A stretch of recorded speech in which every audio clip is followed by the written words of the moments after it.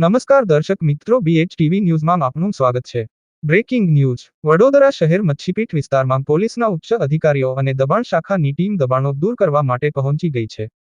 Report Ajit Patel, BHTV news.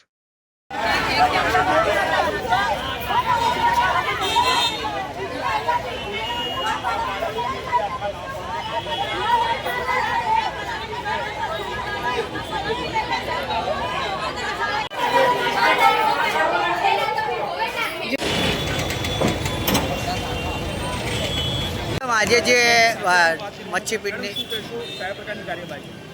આજે મચ્છીપીટ વિસ્તારમાં corporation દ્વારા દબાણની કામગીરી હાથ ધરવામાં આવેલી છે।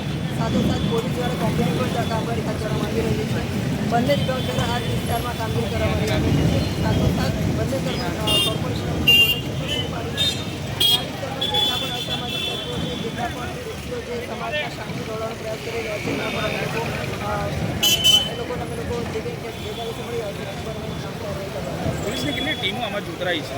આમાં ક્રાઇમ બ્રાન્ચની સાથે અને લોકલ પોલીસની સાથે અમે આમાં જે છે એ 100 માણસો છે, 8 એસઆઈ છે, 2 એસીપી છે, 2 ડીસીપી છે અને 3 પીઆઈ છે। આટલી ટીમો અત્યારે આ કોમ્બિંગમાં કાર્યરત છે। બિલકુલ।